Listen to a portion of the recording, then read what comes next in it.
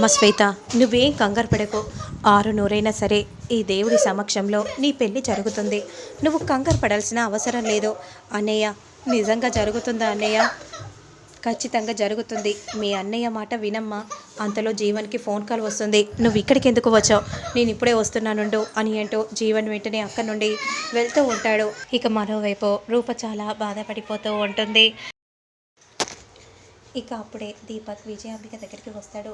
ఏంటి మమ్మీ, ఏ విషయం గురించి దీర్ఘంగా ఆలోచిస్తున్నావు? రే, నేను ఆలోచించేది ఆ రాఘవ గురించిరా. ఆ రాఘవ కానీ మీ మామయ్యకి నిజం చెప్తే ఇక మన పరిస్థితి చిప్పకూడే గతి అవుతుంది. నువ్వేం చేస్తావో నాకు తెలీదు. హాస్పిటల్కి వెళ్ళి ఆ రాఘవాన్ని చంపేసేయి. అర్థమవుతుంది కదా? నేను ఇక్కడ మీ మామయ్యని ఆ పెళ్లి దగ్గరికి వెళ్ళకుండా నేను చూసుకుంటాను. ఓకే మమ్మీ అని అంటూ వెంటనే దీపక్ అక్కడి నుండి బయలుదేరుతాడు. రూప చాలా బాధపడిపోతూ ఉంటుంది. నాన్న ఎంత చెప్పినా కూడా అక్కడి నుండి కదలట్లేదు. రాజు ఏమో పెద్దయ్య గారు వచ్చి ఆపుతారని ఆ నమ్మకం మీద ఉన్నాడు.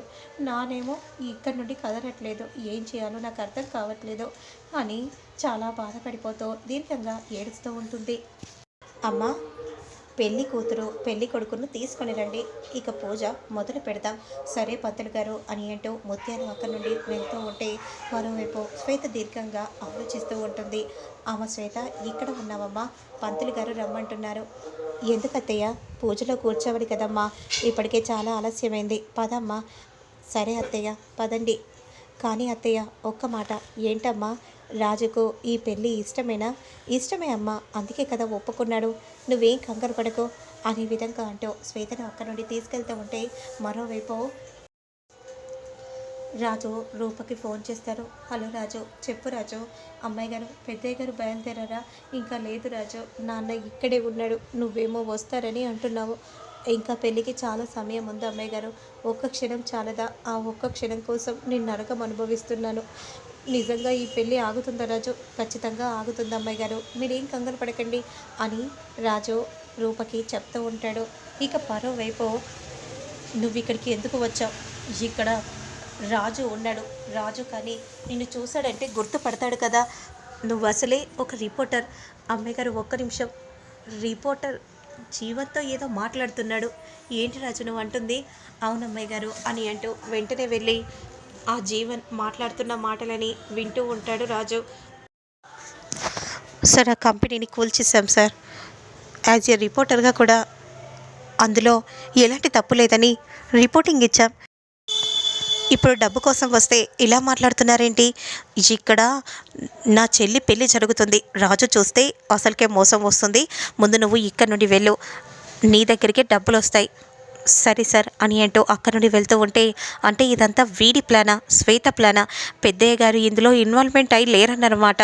నాకు ముందు నుంచే అనుమానం ఉంది. ఈ విషయం ఎలాగైనా అమ్మాయి గారికి చెప్పాలి అని అంటూ వెంటనే రాజు రూపకి మళ్ళీ ఫోన్ చేస్తాడు. అంతలో రూప ఫోన్ లిఫ్ట్ చేయకపోవడంతో వెంటనే వెనుక వైపు నుండి ఫాలో అవుతూ వెళ్తూ ఉండగా, ఎరా అయ్యా, ఎక్కడికి వెళ్తున్నావు? అమ్మ, ఒక్క 10 నిమిషాల్లో వస్తాను. ఆ 10 నిమిషాల తర్వాత ఏం జరుగుతుందో నీకు తెలుసు కదా. అయినా ఇప్పుడు ఎందుకురా? నువ్వు ఏ గెటప్లో ఉన్నావో మర్చిపోయావా? ముందు పద, అసలే పంతులు గారు పిలుస్తున్నారు అని అంటూ అక్కడి నుండి తీసుకెళ్తూ ఉంటే మరోవైపు మాత్రం విరూపాక్షి దేవుడికి మొరపెట్టుకుంటూ ఉంటుంది. ఎందుకు గణపయ్య ఇలా చేస్తున్నావు? ఇక పెళ్ళి అయిపోయినా రాఘవ లేచినా కూడా ప్రయోజనం లేదు. అలాంటప్పుడు ఎందుకు ఎందుకు నిన్ను ప్రార్థించాలి? అయినా నువ్వు మట్టి వినాయకుడివే కదా. మేము చెప్పే బాధలు నీకులా ఒంటికెక్కుతాయి. నువ్వు అసలైన దేవుడివే అయితే రాఘవని ఇప్పుడు మాట్లాడేలా చెయ్యి, కదిలేలా చెయ్యి. అయినా నువ్వు దేవుడివైతే కదా మా బాధలు నీకెందుకు ఎక్కుతాయి?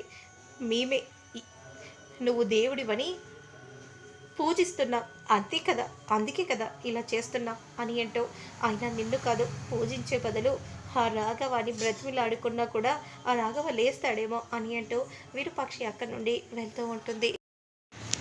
కానీ ఈ రాఘవ చావు మాత్రం నా చేతిలోనే ఉంది. ఖచ్చితంగా ఆ రాఘవ చనిపోవటం నా చేతిలోనే అని ఆ దేవుడు కూడా రాసేశాడు. ఆ విషయం నీకు తెలీదు అని అనుకుంటూ ఉంటాడు దీపక్. మరోవైపు, లే రాఘవ, అమ్మ అమ్మ అనుకుంటూ నోటి నిండా పిలిచేవాడివి కదా. ఎక్కడికి వెళ్ళినా అమ్మ ఏం కావాలమ్మా, అమ్మ ఏం తేవాలమ్మా అని అంటూ ఉండేవాడివి కదా రాఘవ. లే రాఘవ, లే లే రాఘవ, ఇప్పుడు నువ్వు సాక్ష్యం చెప్పాలి రాఘవ, లేదంటే ఇక ఎప్పటికీ నువ్వు సాక్ష్యం చెప్పిన వృధానే రాఘవ, లే రాఘవ అని అంటూ ఉండగా రాఘవాలో ఎలాంటి చలనం ఉండదు. దీపక్ నవ్వుకుంటూ చూస్తాడు. అంతలో విరూపాక్షి కంటి చుక్క రాఘవపై పడగానే ఒక్కసారిగా చలనం ఏర్పడుతుంది. లే రాఘవ లే అని అనగానే నెమ్మదిగా కళ్ళు తెరుస్తాడు. ఒక్కసారిగా దీపక్ షాక్ అయిపోతాడు. విరూపాక్షి పరిగెత్తుకుంటూ వచ్చి డాక్టర్ డాక్టర్ అని పిలవగానే ఏమైంది? రాఘవ కళ్ళు తెరిచాడు. కదిలాడు డాక్టర్. ఇంపాసిబుల్, అలా జరగదు, కావాలంటే మీరు చూడండి డాక్టర్ అని అనగానే వెంటనే రాఘవని చూస్తూ ఉంటాడు. అదే సమయానికి అమ్మ రూప, ఏంటమ్మా? రాఘవ కళ్ళు తెరిచాడమ్మా. నువ్వు వెంటనే గుడి దగ్గరికి మీ నాన్నని తీసుకునిరా, నేను కూడా రాఘవని అక్కడికి తీసుకొని వస్తాను. సరే అమ్మా అని ఏంటో వెంటనే కాల్ని కట్ చేస్తాడు. రూప మాట్లాడుతున్న మాటల్ని విజయాంబిక విని ఒక్కసారిగా షాక్ అయిపోతుంది. రాఘవ కానీ మాట్లాడితే మొదటికే మోసం వస్తుంది.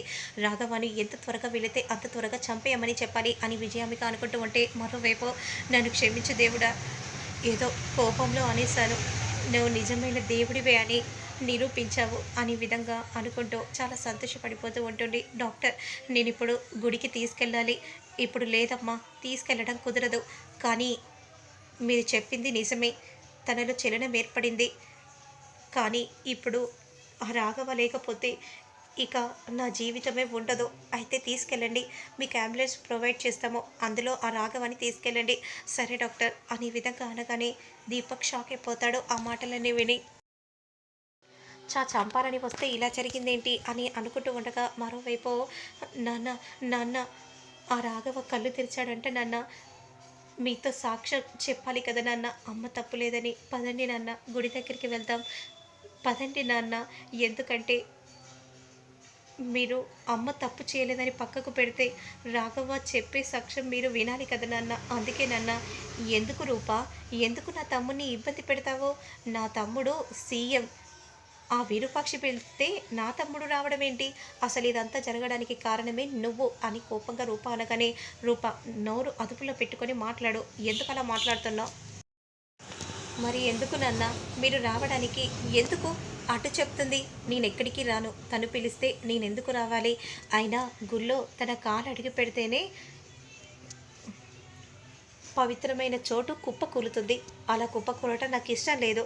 అందుకే సాక్ష్యాలు ఏదైనా చెప్పాలనుకుంటే ఇంటికి తీసుకుని రా, కానీ నేను మాత్రం అక్కడికి రావటం కుదరదు. నా తమ్ముడు చెప్పాడు కదా, ఇంకా ఎన్నిసార్లు నా తమ్ముడిని బాధ పెడుతూ అడుగుతావో?